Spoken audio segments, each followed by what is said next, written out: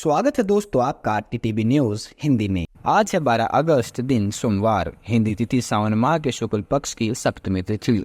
चलिए दोस्तों जानते हैं 10 मिनट में आज की सभी 50 बड़ी खबरें। हम कोशिश करते हैं कि आपके जीवन में काम आने वाली हर खबर आप तक सबसे पहले और एक ही वीडियो में हम पहुंचा पाएं। यह वीडियो बनाने में दोस्तों बहुत मेहनत लगती है, इसलिए दोस्तों आपसे हाथ जोड़कर निवेदन है कि हमारी इस मेहनत को चैनल सब्सक्राइब और लाइक करके सपोर्ट जरूर करें। जब आप चैनल सब्सक्राइब करते हैं तो हमें रोज वीडियो डालने का साहस मिलता है। चलिए अब बिना समय गवाए शुरू करते हैं आज की सभी 50 बड़ी खबरें एक ही वीडियो में।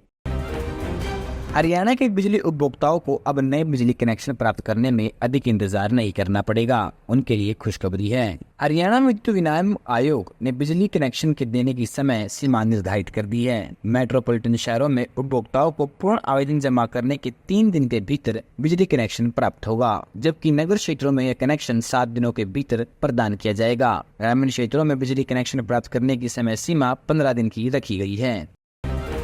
रविवार को राजधानी में दिन भर वर्षा का दौर चलता रहा। बीच बीच में थोड़ा रुक रुक कर कहीं हल्की हल्की तो कहीं तेज वर्षा होती रही। इससे उमस भरी गर्मी में खासी राहत मिली है। अधिकतम तापमान भी सामान्य से 3 डिग्री नीचे दर्ज किया गया। मौसम सुहाना रहा, जाने से दिल्ली वासियों ने छुट्टी भी खास लुत्फ उठाया। यहाँ यह ध्यान देने की बात है कि पहले रविवार के लिए हल्की से मध्यम बरसात का येलो अलर्ट था, जबकि शाम को इसे मध्यम से कहीं भारी वर्षा के ऑरेंज अलर्ट में तब्दील कर दिया गया। मौसम विभाग का अनुमान है कि सोमवार को भी दिल्ली के ज्यादातर इलाकों में हल्की से मध्यम वर्षा हो सकती है।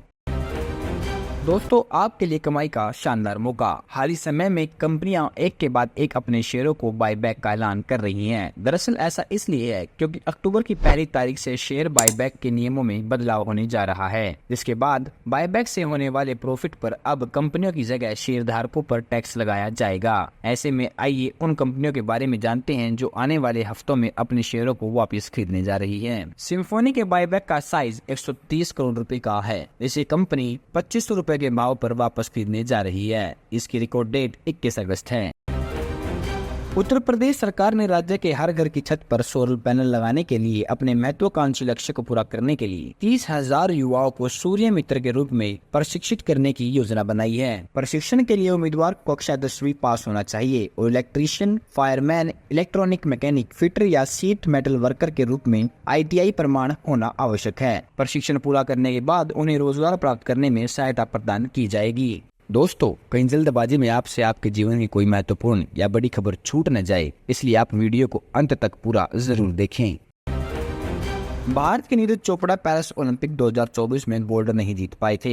उन्हें सिल्वर मेडल से ही संतोष करना पड़ा था। इस बात का नीरज की मां को कोई मलाल नहीं था और उन्होंने कहा था कि गोल्ड जीतने वाले अरशद नदीम भी नीरज की तरह उनके बेटे हैं। अब नदीम ने भी कहा है कि नीरज की मां उनकी मां जैसी हैं, जिसके बाद नदीम का यह बयान सोशल मीडिया पर खूब वायरल हो रहा है। अगर आपको भी लगता है कि दोनों देशों में इसी प्रकार प्यार बना रहे तो कमेंट बॉक्स में जय हिंद लिखकर जरूर कहें।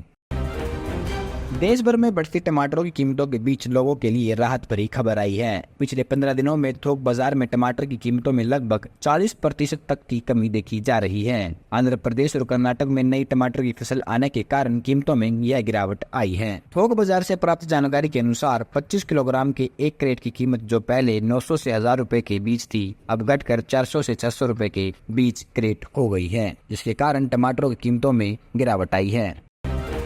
संयुक्त उच्चतर माध्यमिक +2 परीक्षा 2024 टियर 1 के लिए SSC की ओर से जल्द ही नतीजे जारी किए जा सकते हैं। परिणाम की घोषणा होने के बाद जो भी अभ्यर्थी इसमें सफलता प्राप्त करेंगे वे दूसरे चरण की परीक्षा यानी टियर 2 के लिए क्वालिफाई मान जाएंगे। इस भर्ती के माध्यम से कुल 3712 रिक्त पदों पर नियुक्ति की जाएगी। सावन के महीने में वरलक्ष्मी व्रत किया जाता है। पंचांग के अनुसार इस वर्ष वरलक्ष्मी व्रत 16 अगस्त को है। माना जाता है कि धन की देवी माँ लक्ष्मी को पीली कोरिया काफी पसंद है। ऐसे में वरलक्ष्मी व्रत के दिन सुबह स्नान करने के बाद माँ लक्ष्मी की पूजा करें और माँ लक्ष्मी के चरणों में 11 पीली कोरिया अर्पित करें। कुछ समय बाद कोरिया को लाल कपड़े में बांधकर अलमारी या तिजोरी में रखें। माना जाता है कि इस उपाय को करने से सुख समृद्धि में वृद्धि होती है और धन की प्राप्ति होती है। आईटीबीपी की ओर से हेड कांस्टेबल और कांस्टेबल कैनेलमैन के रिक्त पदों पर भर्ती निकाली गई है। इस भर्ती के लिए आवेदन प्रक्रिया आज यानी 12 अगस्त से शुरू हो जाएगी, जो निर्धारित अंतिम तिथि 9 सितंबर तक जारी रहेगी। योग्य एवं इच्छुक अभ्यर्थी इन तिथियों के अंदर भर्ती में शामिल होने के लिए ऑनलाइन आवेदन कर सकते हैं। अमेरिका की शोध और निवेश कंपनी हिंडनबर्ग रिसर्च की नई रिपोर्ट आने के बाद भारतीय प्रतिभूति एवं विनिमय बोर्ड सेबी और उनकी प्रमुख माधवी पूरी भूज विपक्ष के निशाने पर है। मामले में अब लोकसभा में विपक्ष के नेता राहुल गांधी ने तीखा हमला बोला है। उन्होंने कहा कि छोटे खुदरा निवेशक की संपत्ति की सुरक्षा का जिम्मा संभालने वाले सेबी की प्रतिष्ठा को उसके चेयरपर्सन पर लगे आरोपों ने गंभीर रूप से ठेस पहुँचाई है।